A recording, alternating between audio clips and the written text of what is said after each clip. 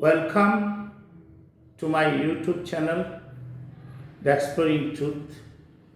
My name is Srilin Devnath, and I have been trying to bring forward such topics as will make thinkers, students, scholars interested in the topics, because these topics are least discussed because of different fears, fear of intimidations in the midst of our people. Now, today's topic is who were actually responsible for the creation of East Pakistan and afterwards Bangladesh. East Pakistan was the creation and Bangladesh was just an extension of it. So, in this case, we like to go at the roots of the real cause. In the 12th century, we don't find Muslims in Bengal. In the 13th century, right at the beginning, Ikhtiaruddin Muhammad bin Bukhtiyar Khilji invaded Bengal, wrested power from the last Seno ruler Lakhon Sen. Thenceforward, we find that Islam gradually proliferated and once became the religion of the majority people in Bengal. But up to the 12th century, Buddhism was predominant in Bengal. We know of the Bengal Palos. They were the patrons of Buddhism, and during the days of the Palos, specifically during the period of King Dharmopal and Devopal, Bengal became the seat of Buddhism in the whole of India. Under them, there were many other Indian states, specifically Bihar, and Dharmopal set up universities, Udantapur and Vikramshila there in Bihar, though Nalanda had been there from the very period of Kumaragupta or even earlier. Now the point is that Bengal was the place of the Buddhists and of the Hindus. Right from the period of Shashanko, if we see that in Huangshan's report is mentioned Xuanzang, Huangshan as we call him, in his report we find that Bengal was ruled by Shashanko, but he was a Shaiva and there were many Shaivas in Bengal. On the other, he mentioned different pagodas and Buddhist temples in Bengal. That means that Buddhism and Hinduism went on side by side. During the period of the Senos, Buddhism was sidelined and Hinduism, in the name of Kulinism rather, was highlighted, as if Hinduism was nothing but only Kulinism, observation of caste divisions. He divided the society into so many subcastes, created these castes, those Buddhas, this and that, and ostracized the Buddhists and the yogis from society. He rather made the field ready for the proliferation and expansion of Islam into Bengal, because he created divisions, inter-caste exclusiveness, and disunity among the Hindus in Bengal to not only large extent, to the extreme point he did it. Therefore, when Islam came, it became very easy for the Muslims to pick up this topic of division among the Hindus as a very point of advancement of Islam. Anyway, as it seems to be that Bengal was not the seat of Islam or Islamic rule. Rather, Delhi is considered as the second place after Baghdad as the seat of Islam, right from the period of Qutbuddin Aibak. The entire Sultani period, the Muslim rulers from Delhi, they tried their level best to proliferate Islam, and they used the state policy for the proliferation of Islam as Firuz Shah Tughlaq did it. Firuz Shah Tughlaq, he introduced, say, irrigation system in the Doab, but he prohibited the Hindus not to get irrigation water. Only the Hindu peasants got it.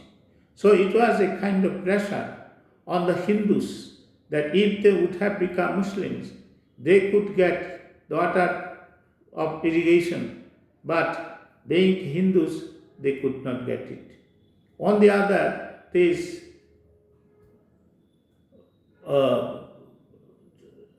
Alauddin Khalji.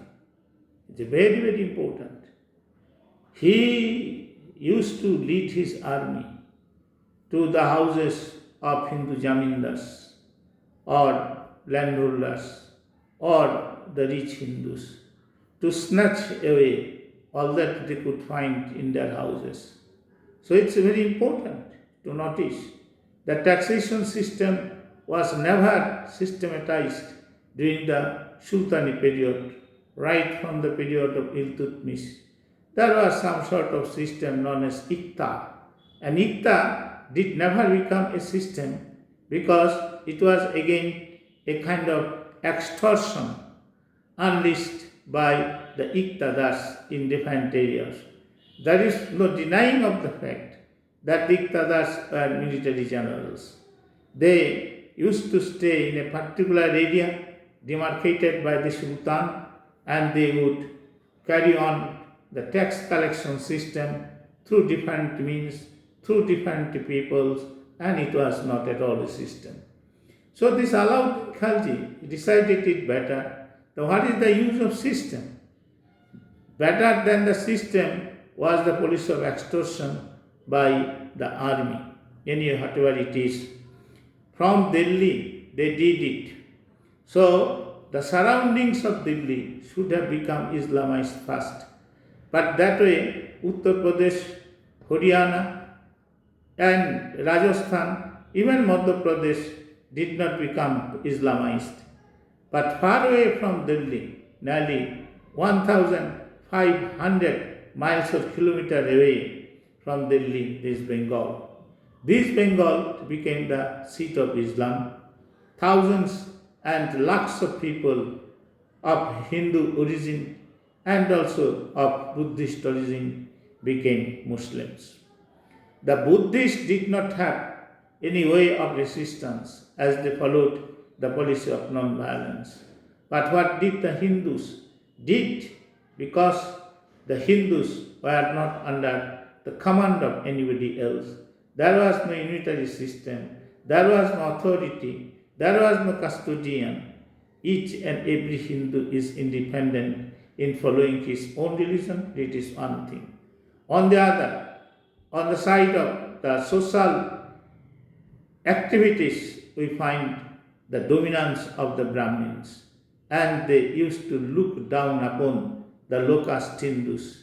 They were despised, they were hated, they were exploited, not only socially, culturally, and ultimately politically.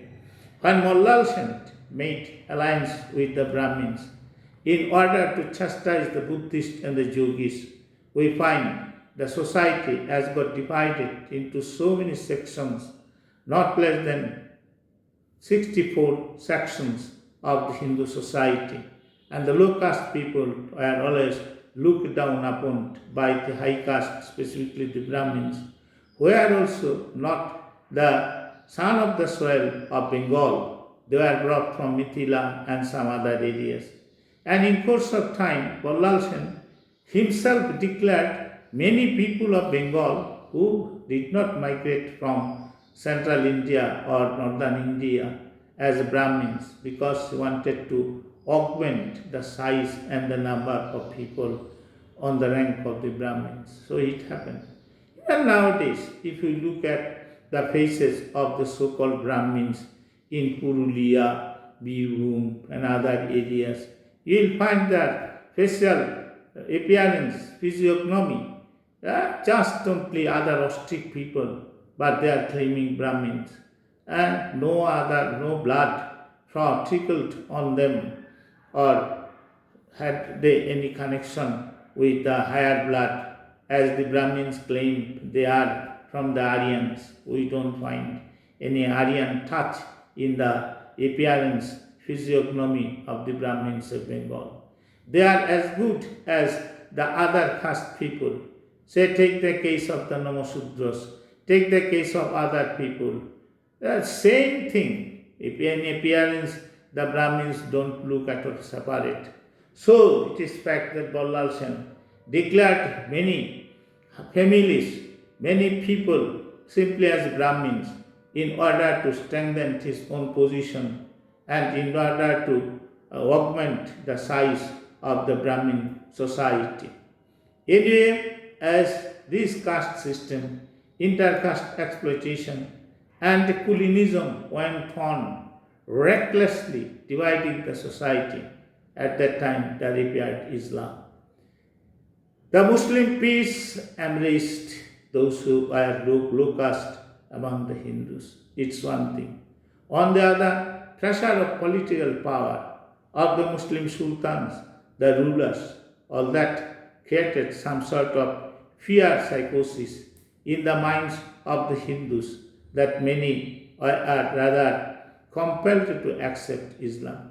So, who became Islamized in Bengal? One group of people who became afraid of the rulers, the Muslim rulers, they became Muslims. Somewhere, some peers also. Take the case of Hasrat Shah Jalal, one who first came to Sylhet, but he was in fact an warrior. He defeated the king of Sylhet in collaboration with the Sultan of Gaud, and then we find he converted thousands of Hindus and Buddhists to Islam. That way, in most of the districts of eastern Bengal as well as in West Bengal, a peer set up the Durga, and the Durga was in fact the center of activities, feeding, mass feeding, as well as a center for conversion from Hinduism to Islam. The peace became very much successful because they, along with the sultans, the rulers, the ruling class, Muslim, powerful people, they followed the policy of kick and kiss. Those who accepted Islam, they were kissed. Those who did not accept it, they were kicked to such a position that they were forced to accept Islam. So this kick and kick policy of the Muslim rulers, in fact, made a havoc, and most of them wanted to be kissed, so became Muslims. So, had there not been colonism, had there not been caste system, inter-caste hatred and hatred of the low-caste Hindus by the high caste people, exploitation of the people by the Brahmins as well as the so-called Kshatriyas, the ruling class, we find so many people in Bengal would not have become Muslims. They would not have become Muslims. Really, they found in the name of Islam, in the name of one Allah, La Allah illallah, a better place. Idolatry was another thing. That idolatry was not permitted in the Upanishad. It is clearly stated, no pasya brahmano brahmai kameva ditiyam.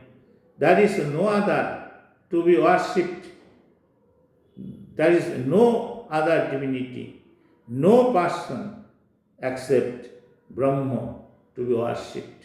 So, Hinduism being the oldest monotheistic religion, became rather and mostly idolatrous religion in Bengal.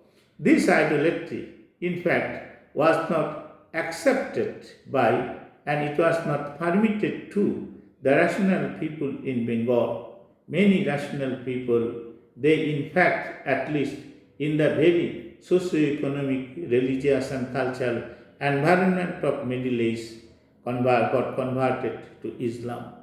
On the other, socially, the Hindus then were backward in comparison to the Muslims.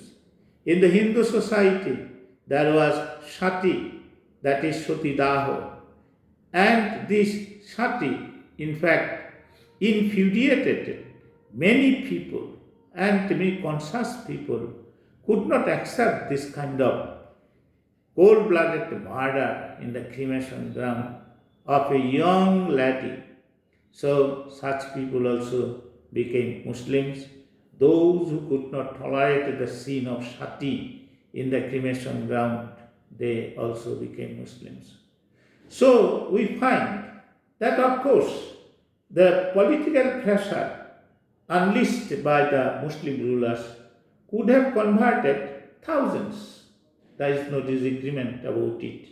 But as lakhs of people got converted to Islam, it was not because of force. How many Muslim soldiers were there at that time in Bengal? Very few.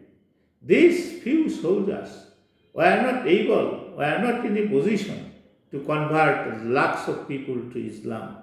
So it was because of Brahmanism, Kulinism that created a kind of division, hatred, intolerable condition in the Hindu society.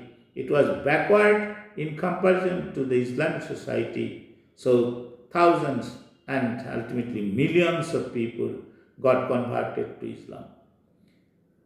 Had not this kind of people got converted to Islam, who would have stood for the cause of Faraizi Movement, would have fought for the Krishak Praja Party, would have become members of the Muslim League. So, as so many people, in fact, the majority of the Bengalis became Muslim, so automatically the question came up. And here also we find another thing, that Murshid Quli Khan, distrusting the Muslims, he entrusted many Hindus to become tax collectors. And these tax collectors, they became in course of time Zamindars.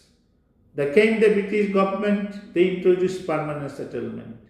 As a matter of fact, most of the Zamindars in eastern Bengal and also in West Bengal, at that time it was the same Bengal, became Zamindars according to the rules of permanent settlement. And here, because of this permanent settlement, the Muslim peasants, the farmers, those who used to till the land themselves, became subject of torture, exploitation. So we find that came Haji Shariatullah in the year 1818, and he started the Faraizi Movement. This Faraizi Movement continued up to the year 1880 under his son Dudu Miah and his grandsons also. And this Faraizi Movement consolidated the Muslim peasants of Bengal, and this was in intonation against the Hindus. So automatically this Faraizi Movement made a big consolidation, unity of the Muslim peasants, which in course of time, in fact, gave birth or made the foundation for the birth of the Krishak Praja Party by Shere Bangla Fazlul Haq. And if Faraizi Movement would not have been there, Fazlul Haq could not have organized this Krishak Praja Party. And since the year 1996, we find that there came the Muslim League. In fact, as the Muslims did not draw the same line with the Hindus, did not like to meet with the Hindus, at least in terms of political objective, automatically they joined the Muslim leagues. How many how many Muslims in Bengal did participate in the Congress politics? Very few. Outside Bengal, of course, there were few. But inside Bengal, it's very difficult to mention the name of any powerful Muslim to have joined the Congress. So automatically we find this division between the Hindus and the Muslims ultimately gave rise to two lines of politics. One of the Muslim League and the Krishak Praja Party. In course of time, they forced their differences and became one body. On the other, there was the Congress. And the fate of Bengal was sealed. British government started it by dividing Bengal in 1905, though it was renewed in the year 1911, but the trace remained, and this trace became again prominent in the year 1947, and Bengal got permanently divided. Was then created East Pakistan, and in 1971 this East Pakistan became Bangladesh. Language of the Bengalis, of course, was Bengali, but this language did not create any kind of emotion. The Muslims converted from Hinduism to Islam became devoted Muslims. They now followed jihad. So jihad was their slogan. What against jihad against whom? Against the Hindus. But who are responsible for all this? The caste system, casteity, Kulinism, and guardianless Hinduism itself became a victim of its own system, and Islam proliferated and prospered. And due to the existence of so many superstitions, including sati, this and that, as the Hindus were in fact backward in comparison to the Muslims, so those who got converted to Islam did not suffer from any kind of inferiority complex. In the mosque, they were all one in the name of Allah, La Allah illallah. So the thing is that peaceful way as they observed in their namaz in the mosque was far more better than the system of worship by the Hindus. What? So many gods and goddesses, and then animal sacrifice, goats, this and that would be sacrificed without meaning, without any reason. Though actually in the Upanishad such things are not mentioned. Now I have question. Are the Bengali Hindus are really Sanatanis? Were they really Hindus? They were not. If they would have been really Hindus, had they been real Hindus, so many Hindus could not become Muslims. Caste system, this was a bad thing. It was made worse by the declaration of Kulinism in Bengal. Think like Kulinism was not in the whole of India, it was in Bengal. So Bengal, the Hindus were most divided, most disunited. So the Muslim peace and the Muslim rulers did not lose to take advantage of it. And the tree of Islamization, as they planted in Bengal, it became so big as a banyan tree covered the whole sky of Bengal, and Bengal became Islamized, and because of that was created East Pakistan, and ultimately was created Bangladesh. Now here in this West Bengal also we find the part of India. Now there are 35%, time will come, it will go up, and no doubt in coming 20 years, West Bengal also more or less will get Islamized. This is the fact of history, what I have told, and of course some sorts of, say, future telling. I am not going to give any kind of sermon to anybody else. but think about it. Therefore, try to reform Hinduism. Whether the Muslims will reform their religion or not, that is different thing.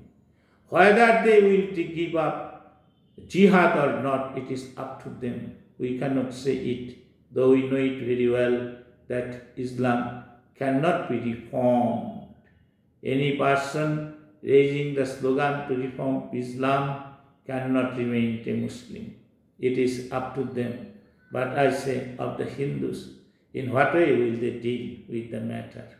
So, for the creation of East Pakistan and ultimately creation of Bangladesh, we cannot say the Muslims are responsible. Of course, it is fact.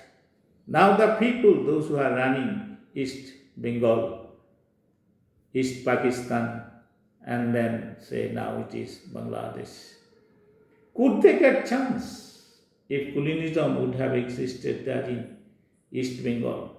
West Bengal is being run by the high caste people, sometimes the Buddhas and Kayasthas and the Brahmins. Say, Congress, during the period of the Congress rule, of course, the freedom fighters in the beginning and afterwards, some people in the middle, a man like Siddhartha Shankar Rai also ruled. And this Communist Party of India and the other associated left parties, they are run by the Buddhas and Kayasthas, the middle group. And the supporters are, of course, the Vaishyas to some extent, and mainly the Shudras, the subalterns, they are the real subalterns.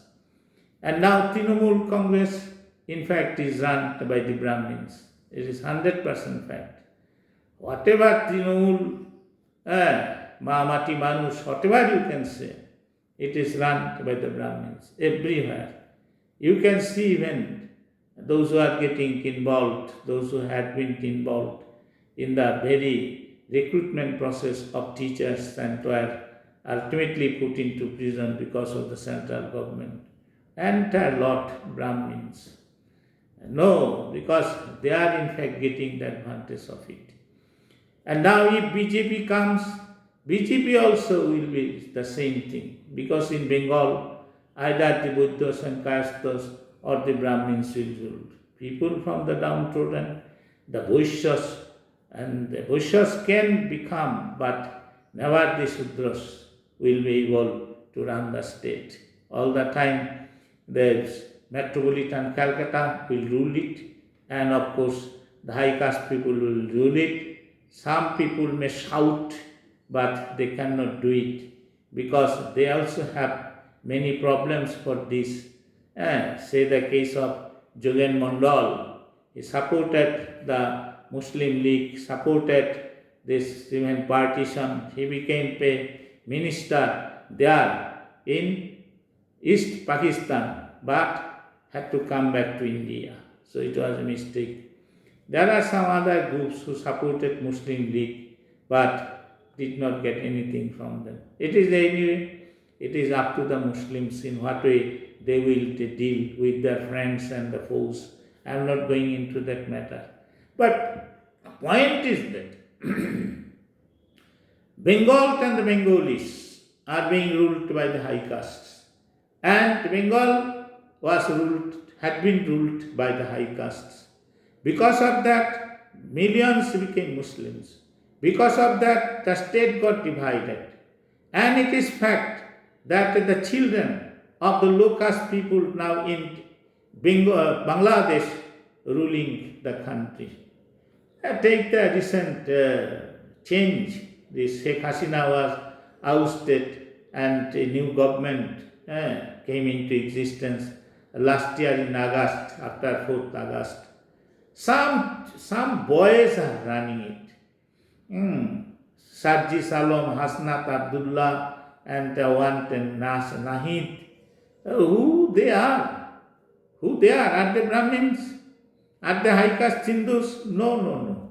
Children of low caste Hindus converted to Islam. They are now running the state. So having become Muslims, they have become rulers. A fact. Being or remaining low-caste Hindus, they could not become. So what they have done, it is up to them. Right or wrong, people will judge. The future will judge. But I think the dark is very black. Because if the Hindus don't mend their ways, they may not remain in power, even in West Bengal. Days are coming, dangerous thing will happen for them. If all of them become Muslims, no problem. Problem will get solved, it will become an Islamic country. There is no country in the whole world where the people majority are Muslims, but the country has remained secular. No. State religion Islam is must in a country where the Muslims are majority. So in West Bengal, if the Muslims become majority, same thing will happen. So, of course, I may not live that long to see that kind of catastrophe to take place, but I see this going to happen. Subscribe my channel, cooperate with me, you can criticize me, write comments, I shall see whether your opinions are acceptable or not, give some arguments. So, thank you very much. Thank you.